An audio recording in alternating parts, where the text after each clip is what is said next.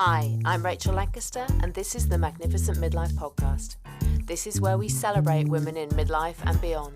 We challenge the status quo and bash those negative stereotypes about being an older woman. We're not over the hill at 40, 50, 60. We're just getting started, and the world needs us now more than ever. I'll be talking all things midlife and sharing some fabulous stories of amazing women doing very cool stuff. Now's our time.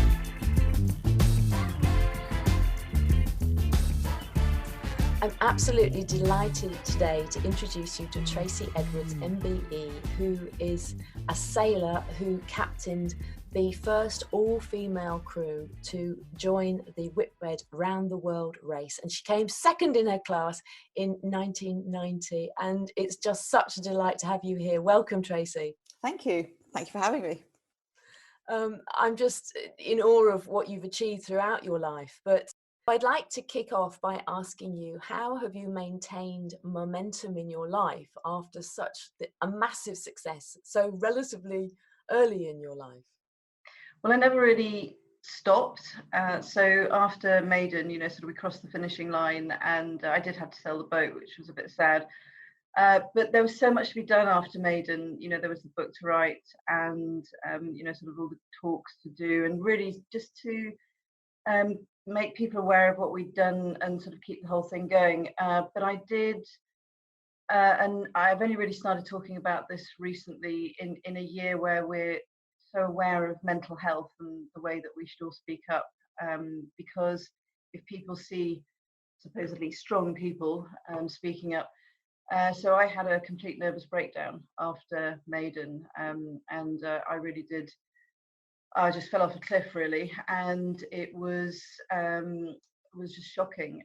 And all the girls had gone off to do their next jobs and their next races, and so I moved back down to Wales, and I spent 2 years sort of recovering, really, from being instantly famous, which none of us had expected.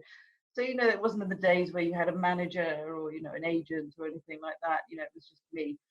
I then decided to go back into sailing, and ended up doing the first all-female crew to race around the world in the Jules Verne Trophy on a 95-foot catamaran. Also, the first all-female crew to sail on a catamaran of that size. Actually, also the first British team to sail on a catamaran of that size. We didn't break the world record for non-stop sailing around the world, but we broke 7 world records, and then really went straight into the next thing, which was the world's first professional mixed gender racing team. And this is only 20 years ago. I mean, it's just ridiculous how far behind everything else sailing is. So we had 6 of the women from the project before, and we invited 6 very brave men to come and sail with us. And it was one of the most successful racing teams in a 10-year period. We broke, I can't even remember how many world records. I wasn't actually on the boat at this time because I was busy having my daughter and deciding I really didn't want to risk my life anymore, because I knew I was going to be a single mother. So I was 36 then. And age has always been a really weird thing for me. I don't really ever think about it. So if you ask me how old I was when I did things, I have to really think about it and go back through the years. And I think that's probably true of most of my generation of sailors, the weird and wonderful bunch that we are.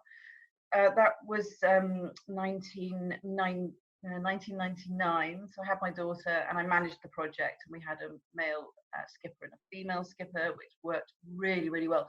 And Maiden 2 was the most successful of all of my projects, which really goes to show, we did the all-female thing to prove we could do it, but it wasn't to have all-female crews. Men and women can race equally on the same boat. So, it was hugely successful. Although 20 years later, we've still got guys going, well, no, I don't know how it would work having a girl on the boat. It has worked. You're like a dinosaur.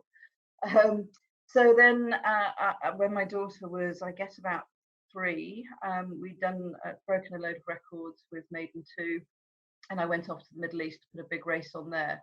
That was an interesting experience. So my daughter and I moved to Qatar, and we set up a big race there, and I moved 2 other families out there as well. It was the first ever round the world race to start and finish in the Middle East. It was called the Oryx Quest, and that was in 2005. They then didn't pay us, and almost impossible to describe how badly we were treated after putting on such a great event for them, but they didn't pay us, and I was forced into bankruptcy when I was 43. I remember that age very well. On my 43rd birthday, it was actually. So I lost everything I'd ever spent my entire life working for, my home. My disabled mum lived with me, and she had to move into a home where she died. But because I had a 5-year-old daughter, you have to carry on. So fought my way out of that, and have really spent the last 15 years kind of getting back on my feet and doing all sorts of crazy things. Like, I got a real job when I was 45 for the first time in my life ever. That was a shock to the system. I worked for CEOP, which is the Child Exploitation and Online Protection Centre. Learnt way more than I wanted to know about protecting children online, but my daughter was 7, so for me it was a really good experience to know how to protect her online. And then moving on from there, it was a fight for survival. The next few years of my life was really hard. Luckily, I have great friends and family, and that's really when you find out who your friends are. It's quite a cathartic experience. So there's never really been a point where I've stopped and gone, oh my God, I'm middle-aged. I've never really dreaded birthdays. And I don't know if that's to do with having spent a lot of my life traveling or being on the ocean, where it just seems irrelevant. But then 5 years ago, when I was not reaching a point where I was worried, but I was definitely looking for a new project. And that's when Maiden popped back into my life, rather burst back into my life. We met the guy who was going to make the documentary, which was amazing. And while they were making the documentary, I found Maiden rotting in the Seychelles. All of the original crew. They keep having a go at me for that. So we raised the money to buy Maiden, and we had an amazing amount of help from King Hussein's daughter, Princess Haya, which is sort of like a fairy tale. And we always thought if you made a film of that bit, everyone would be sort of like, that's so unlikely, that would never happen. So she helped us a great deal to restore the boat back to her former glory. And now she's sailing around the world with another all-female crew, raising money and awareness for girls' education. And of course, the documentary came out last year and is still doing the rounds. So I guess I haven't reached that point yet where I've sort of looked in front of me and gone, oh, what am I going to do now? So one thing has just kind of led to another. Well, you found your new passion project, haven't you? You've used that, and tell us more about that, because it's not just sailing around the world, it's doing pretty amazing things, isn't it? Yeah, so when we rescued her, we were sort of thinking, what are we going to do with her? Is she going to be a museum or a sailing school? We didn't want her just to retire. So the first time I met with Princess Haya, we were sort of talking about what we were going to do with her. And it was my daughter, actually, who was 14 at the time, who said, well, Mum, you work with all these girls' educational charities. Why don't you use the boat to raise money for the charities? And we both thought that's absolutely a brilliant idea. For me, though, it's been much more about raising funds for girls' education. It's been raising awareness. We've spent the last year raising funds for some small to medium-sized girls' educational charities who are already out there doing the work, but who, a lot of the time can't afford PR or media. And of course, Maiden is a big floating billboard, basically. So when she sails into port, first thing people say is, what are you doing? And then that gives us the opportunity then to talk about girls' education. We've also developed a number of programs that we carry out around the world. Really, from the 1st of March, our focus is now on communities. So what I've learned so much about girls' education over the last year and a half. And what we wanted to do was use that time to work out how does Maiden fit into all this? Yeah, it's fine raising money, and that money then goes off to help girls in developing countries. But what we did learn, especially in America, is that, and this was my case as well, I was expelled when I was 15 years old, thinking, I'm so smart, I know everything, I don't need to go to school. And we discovered it's actually a thing, in the UK and America, a lot of girls miss out that schooling between the ages of 15 and 18. And those are such crucial years. Those 3 years give you your life opportunities. So I became really interested in finding out more about that. And as we did that, and we were sort of sailing into all these different ports, we discovered there's all these programs and activities and communities who come together to get girls into school in developing countries, and keep them in school in developed countries. So now when we sail into port, we'll go and give talks at schools. My amazing all-female crew have become from just sailors to their ambassadors, their fundraisers, their speakers, their mentors. They inspire these young girls we have hundreds of girls down on the boat, total chaos, absolutely wonderful.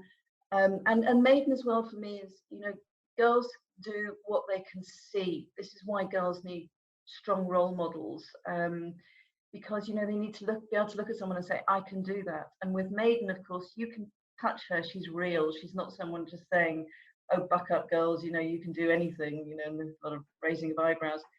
She's there, and what she says is, if a school dropout can do this because just one person believed in her, what can you do?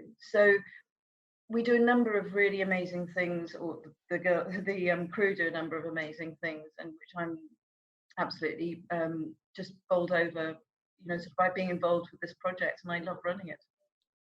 It's amazing. It's absolutely amazing. I'm so in awe of what you're doing, and it's interesting because part of what I'm doing is trying to change perceptions of women in general, but particularly women in midlife. But I also want to catch the younger ones coming up, because you obviously didn't buy into the narrative that life ends at 40, and we need to sit in a corner and knit and do very little.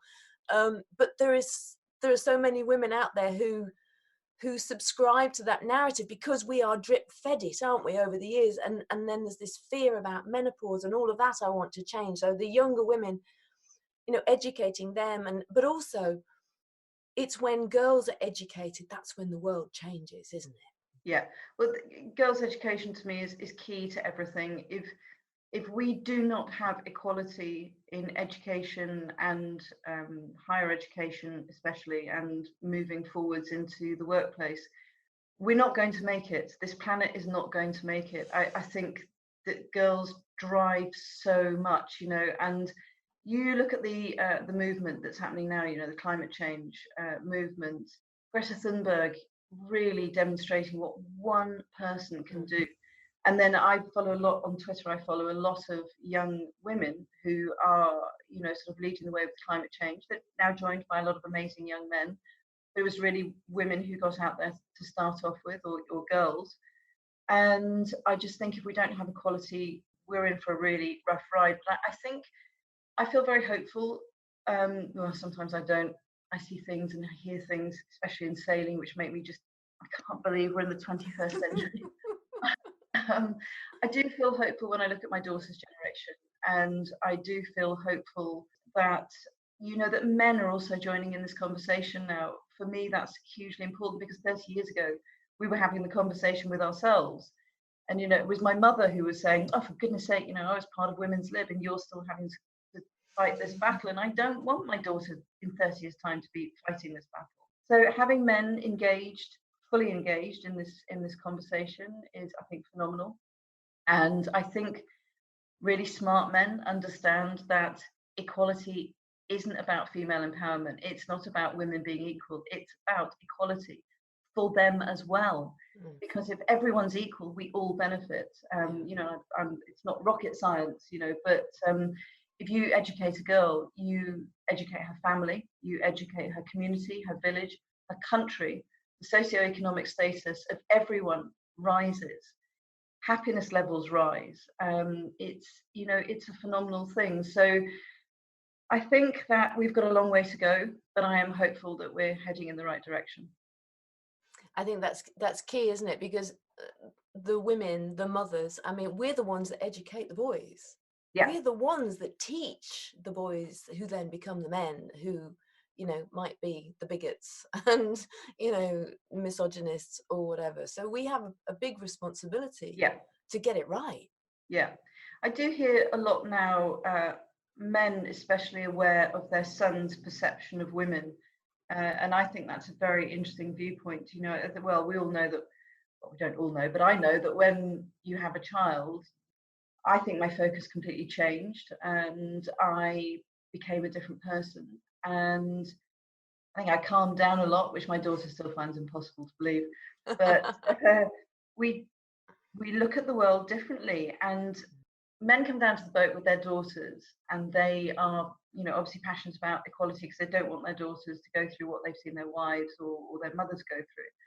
But also men with boys will often say to us, you know, I'm bringing up my boys to understand that, you know, girls are equal to them and that we all have our place in this world and that they must treat women with respect. And I think especially with some of the stuff that's going on online at the moment, that's hugely important. And I think the physical side of the achievement takes away from the fact that we just have to look the part, because I think women can still get so tied up in that, and that is all part of the adapting to midlife, because we lose our looks. Well, I don't agree with that. I think that beauty is ageless, and I think that, you know, older women can be as beautiful in a different way as younger women. But I think when you can get girls and women to be achieving in something that where looks are utterly irrelevant, it's just brilliant. Well, I think looks are utterly irrelevant anyway, and I meet so many women now who are so empowered by not being trapped in that cycle. I do worry again about social media with young women. That is so judgmental, and there's so many ways that they get to look at themselves in a negative light, which I find so distressing.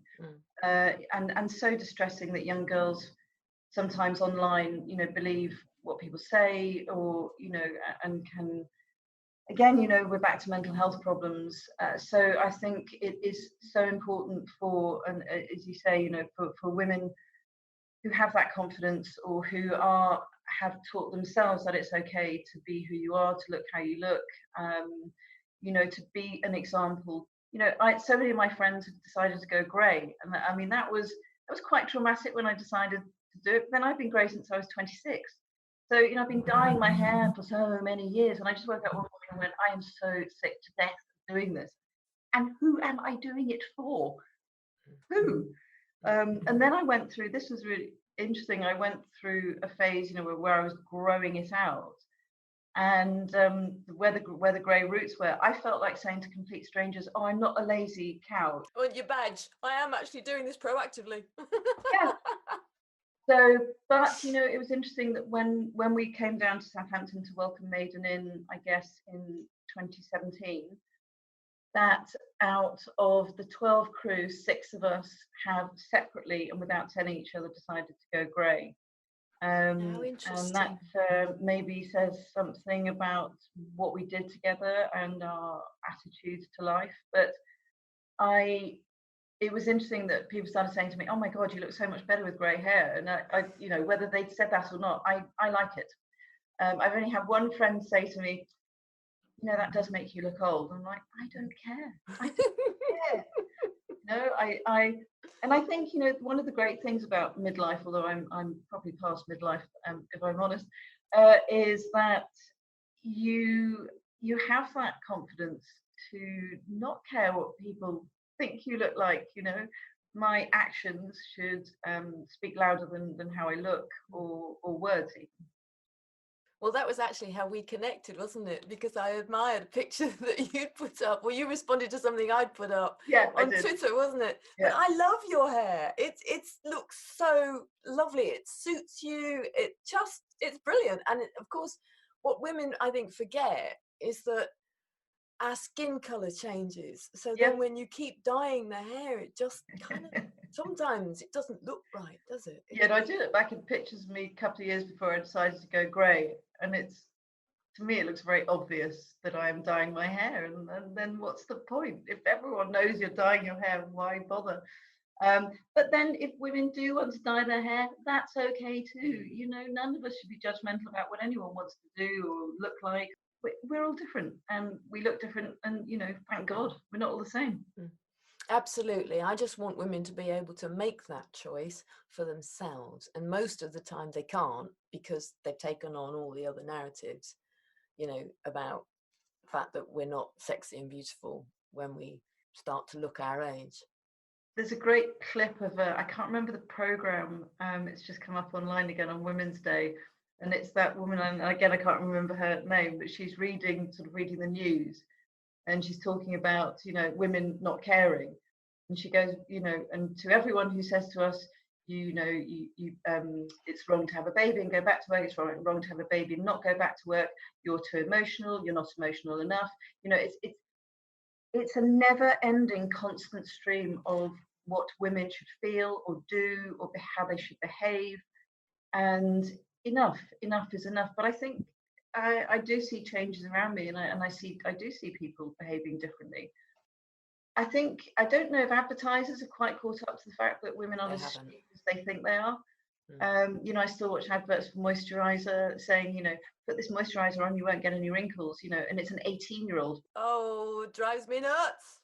But I think as well that companies are beginning to realize that women are voting with their purse, and we are so strong when we come together and decide, that we don't want to do something, we don't want to buy something.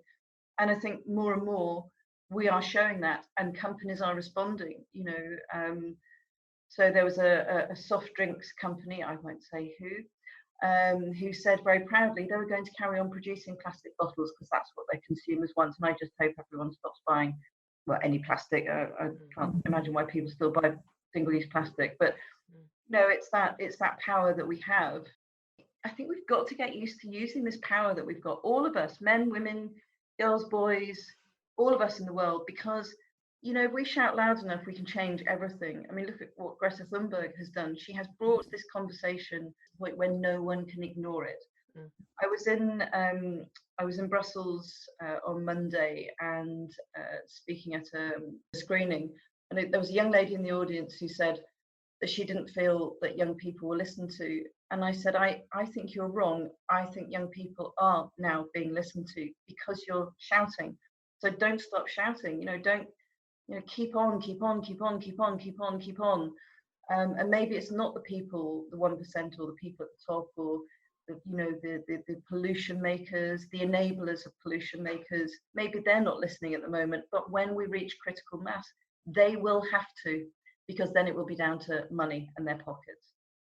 And I think we tend to forget, or we dismiss the impact that we can have, don't we? Because it's all too easy to say, oh, it's just me, I can't do anything. Whereas actually each of us can. Yeah. And I think in midlife, I think you've always had that, but for a lot of women, they get this feeling that they want more, they want more fulfillment, they want to create a legacy or have an impact on creating a legacy, and all of these things, these passions that we can exploit, and as you say, start making some noise about it. Yeah, I think women are extraordinary. I think we're so powerful and strong, and I really do think that we are moving in a direction where we are coming together, and I have noticed a difference in 30 years. Women who've reached the top are much more responsive now to women who are still making their way up there, whereas 30 years ago we weren't really helped by women to do what we did, and quite the opposite actually, which was really shocking to me. But now we're linking into the Me Too movement, the Women's March, UN Women, Time's Up, He for She. All of these groups are working together instead of against each other, and with our little bits. We're all collaborating, we're coming together. We work with the Magenta Project, which was set up by an all-female crew to encourage more women in sailing and to, sort of to give them that mentoring and everything else. So when they've got a young woman who's been mentored and is ready for some ocean miles, we take her on Maiden. So we've got this wonderful collaboration going on. And I think the time for big, immovable charities that are slow to react and have issues with how much the CEO is paid, I think that time is passing, and I think now it's down to small groups of people coming together who are nimble and can move quickly. And I think my favourite quote in the whole world is Darwin, Charles Darwin. It is not the most intelligent nor the fastest of the species that will survive, but those most adaptable to change. And I think that's what we're seeing in the world now, that change. Because there's always a thought that, change isn't good, is it? But, heavens above, you've got to change. You've got to be nimble and be able to adapt. Otherwise, you're just going to die. Absolutely. Yeah. You have to keep your core values. But if you can keep your core values and make the changes that you need to make, then, that's obviously the perfect scenario. And I guess you've spent your life doing that, haven't you? You've adapted to whatever life has chucked at you. Yeah, I'm a bit of a chameleon. And you've been on a bit of a roller coaster too, haven't you? It has been a roller coaster, but then the catastrophic depths, and I've had a couple, have just highlighted, the highs and the successes. And, I think as well, that's something I've learned that comes with age, is to celebrate success as well as beat myself over the head for my failings.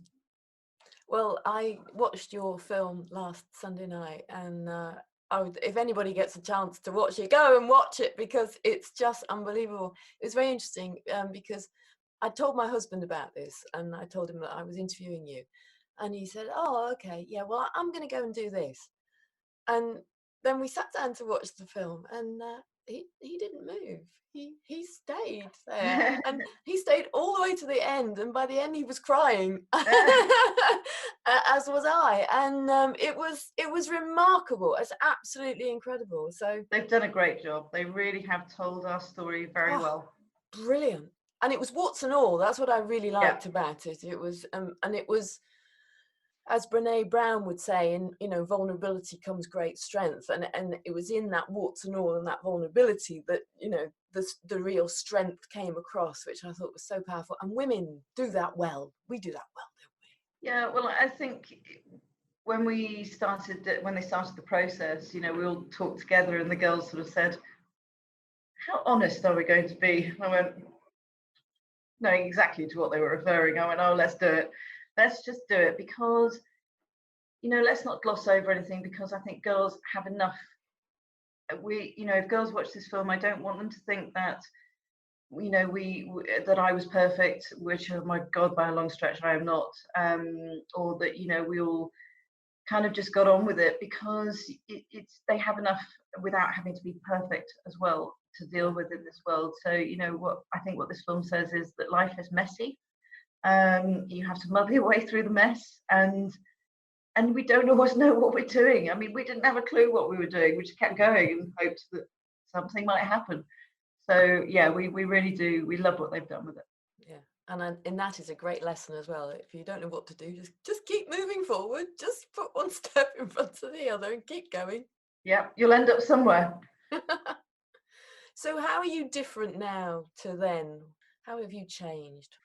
I think I've learned to be proud of what we achieved. I think the film taught me that. It was my daughter actually that flagged this up with me. So when she comes with me to a talk or does something or whatever with me, and if someone says, oh, I think what you did was amazing, I used to do this, oh no,